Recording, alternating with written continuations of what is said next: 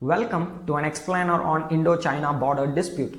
Even though Indo-China border dispute is not something new, we do see a current flare-up in tension. In the first week of May, Indian and Chinese soldiers scuffled and threw stones at each other. The face-off between border security forces is reported at least in 4 different locations along line of actual control, including Pangangso, Demchok, Galwan Valley in the Ladakh region and Nakula Pass in the Sikkim region. Other than historic pilgrims and commercial traders once in a while crossing Himalaya, the major link between independent South Asia and China is the colonial legacy. Chinese lens on South Asia was quite clearly colored with the colonial legacy of disputed borders. More than 4,000 km long Indo-China border is divided into 3 sectors. The western sector is the northeast extension of Ladakh cold desert. It is also known as Aksai Chin region. According to India, it is the extension of Ladakh plateau, but China claims it as an extension of Tibet. Since 1962, China is in de facto control of 33,000 square kilometer territory which India claims as its own. The line demarcating de facto control zone is known as line of actual control. Middle sector, which extends up to Spiti Valley and Shipki La Pass, includes pockets in Himachal Pradesh, Uttarakhand and Sikkim. It is the least disputed of 3 sectors. The boundary in the Sikkim sector is broadly agreed but has not been delineated. Until 2005, China did not recognize Sikkim accession to India as legitimate. The eastern sector extends from Sikkim till Myanmar. The boundary was formally drawn by Shimla Convention of 1918. The conference was attended by the representatives of Tibet as well as China. But Chinese representatives left the conference in the middle. So British entered into an agreement with the representatives of Tibet, which led to the emergence of McMahon Line. China does not accept McMahon Line with India, calling it as an imperial line. According to China, Tibet has no sovereignty to conclude such agreements. But China accepts same line without modification with Myanmar. China claims 90,000 square kilometer area as its territory under Indian occupation. In the eastern sector, India has an advantage because people over there favor living in India. Hence, China keeps changing its claim. Sometimes they claim only the Tawang tract, sometimes they claim the entire Arunachal Pradesh. China's claim on Tawang is based on the religious ground. They believe that it is the birthplace of 6th Dalai Lama. In the western sector, Aksai Chin region is uninhabited and hence population mark does not exist. So China is making a strong claim in the western sector. From Chinese perspective, western sector is more important than eastern sector. Eastern sector do have deposits of minerals like limestone, dolomite, cobalt and so on, but still it is less wanted by China. On the other hand, Aksai Chin region, which is an all-weather route and connecting link between 2 troubled regions of China, that is Xinjiang and Tibet, is the most wanted region. Aksai Chin is important for China to maintain its control over Tibet. For India, Aksai Chin is important in the context of close China-Pakistan relationship. For an example, Pakistan ceded 5,800 square kilometer area known as Trans-Karakoram Tract in Saxgam Valley to China to improve its ties. India is also equally concerned about the $46 billion China-Pakistan economic corridor which runs through the disputed territory of Gilgit-Baltistan. China is supposed to have given the so-called East-West swap deal or the package deal, but India always held that territorial integrity is non-negotiable and wanted boundaries to be demarcated in each sector separately. After Indo-China War of 1962, there was a long period of silence in Indo-China relationship and the border issue remained unresolved. China started anti-India policy and started aligning with Pakistan. Experts are of the view that resolving border dispute in a transition zone or buffer zone is very difficult. India and China are not traditional territorial nation state. Territorial nation state is a Western institution. India and China are civilizational states rather a territorial nation state. The border areas are transition zones between 2 empires. Only when India came under the British Raj Britishers started to demarcate boundaries to protect their empire from other expansionist empires, particularly Russians. So they created these buffer zones. For an example, Afghanistan in northwest, Nepal, Sikkim, Bhutan and Tibet in the northeast. Today, these buffer zones are more or less the disputed or contested zones of subcontinent. India wants border dispute to be resolved as early as possible. Indian Prime Minister Narendra Modi have said that without resolving border dispute, we will not be able to realize the full potential. Let future generation not live as a prisoners of the past.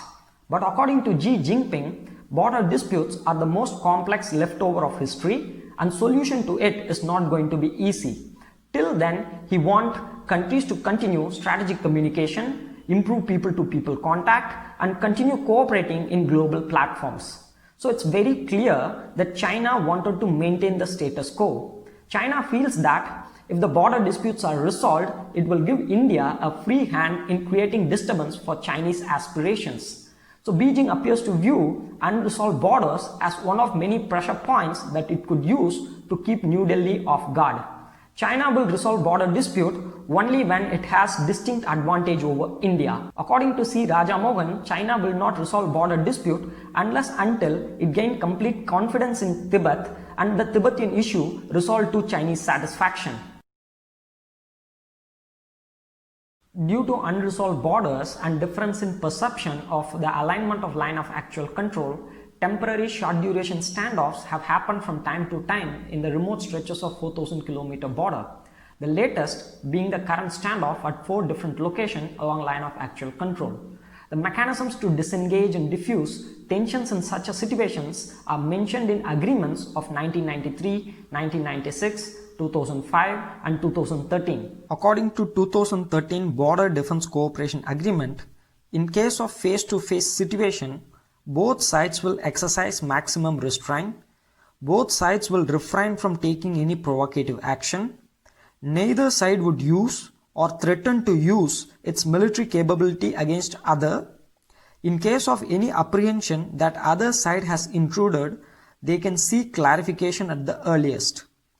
The Article 6 states that there would be no tailing of each other patrols in dispute forward areas. The details of engagement agreed to in these agreements are not always been adhered to. Both sides accuse each other of violating the confidence building agreements. The Border Defense Cooperation Agreement of 2005 and 2013 remains a commitment deficient agreement. These mechanisms are mere token advance which would not result in any tangible peace unless until the alignment of line of actual control is clearly defined. Though standoffs between border security forces are common, particularly during summer when the snow melts and the patrol increases, what's happening recently in the Himalayan frontier should be seen from a broader context. Some experts are of the view that Xi Jinping seems to believe that pandemic is an opportunity for China to expand its influence. In fact, he told the university audience recently that great steps in human history has always emerged from the crucibles of major disaster. China trying to decimate Hong Kong's local autonomy, making moves in South China Sea, calling for reincorporation of Taiwan back into mainland China after 71 years, adventurism on Indian borders can be seen as a reflection of Chinese belief in aggressive assertiveness. British economist Meghna Desai have wrote that current Indo-China confrontation will not be an isolated affair but will be a part of larger global Cold War. Of late, WHO have become a platform for Cold War. China is apprehensive about Taiwan's membership to WHO and an impartial independent investigation into how the pandemic has been handled by China. Both this agenda was pushed forward by United States, European Union and other Western countries. In such a context, Chinese transgression of line of actual control can be seen as a warning for India not to get into anti-China camp. Let's not forget that all this thing is happening at a time when India is taking over as the president of executive board of WHO. Some experts believe that China is trying to divert the attention away from the overwhelming global anti-China sentiments. Others believe Chinese adventurism may be a case of testing the water. They may be probing India's capability and resolve along the border. The face-off also comes at a time when virus is also starting to infect Xi Jinping's leadership. So this may be an account of Jinping showing his strength. During his meeting with People Liberation Army, he called for battle preparedness.